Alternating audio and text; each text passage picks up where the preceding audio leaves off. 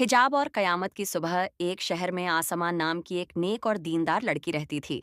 आसमा हमेशा हिजाब में रहती थी। उसके लिए हिजाब सिर्फ एक कपड़ा नहीं, बल्कि अल्लाह का हुक्म और उसकी इज्जत की ढाल था।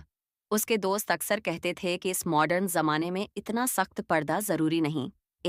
लेकिन आसमा मुस्कुराकर कहती थी, दुनिया की नज़र से ज्यादा अल्लाह की रजा मेरे लिए जरूरी है। आसमां अक्सर रात को तन्हाई में उठकर अल्लाह से दुआ करती थी कि कयामत के दिन उसकी छोटी सी इबादत को कबूल कर लिया जाए। एक दिन अचानक जब दुनिया अपने कामकाज में मसरूफ थी, आसमां ने आसमान की तरफ देखा।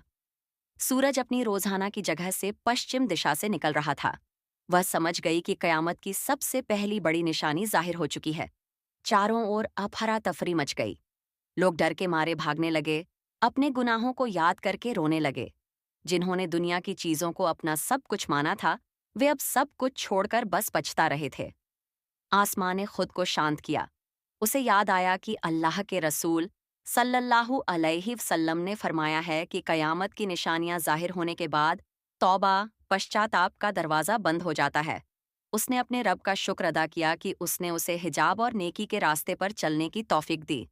जब वह मैदान ए महशर, न्याय का मैदान में खड़ी हुई, जहां पहली और आखिरी नस्लों को एक साथ इकट्ठा किया गया था, तब वहां सूरज बहुत करीब था और हर तरफ पसीना और बेचैनी थी।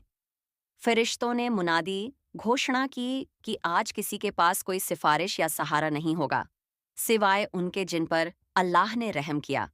हर कोई अपने कर्मों के हिसाब से गर्मी और परेशानी में डूबा हुआ था। ठीक उसी वक़्त आसमां को महसूस हुआ कि उसके ऊपर ठंडी छांव है।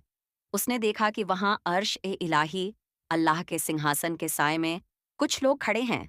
ये वे लोग थे जिन्हें दुनिया में उनके नेक अमल की वजह से आज खास इज्जत मिल रही थी। फिर एक आवाज आई, ए पर्दानशीन हिजाब वाली लड़की, जिसने दुनिया की तड़क भड़क को छोड़कर मेरे हुक्म की खातिर अपने जिस्म और अपनी इज्जत को हिजाब के पर्दे में महफूज रखा।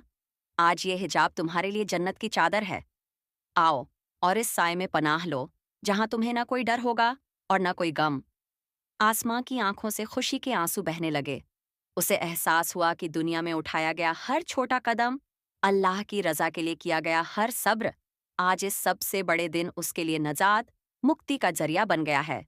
उसका हिजाब सिर्फ कपड़ा नहीं, बल्कि ईमान की निशानी बन गया, जिसने उसे कयामत की भयंकर गर्मी से बचा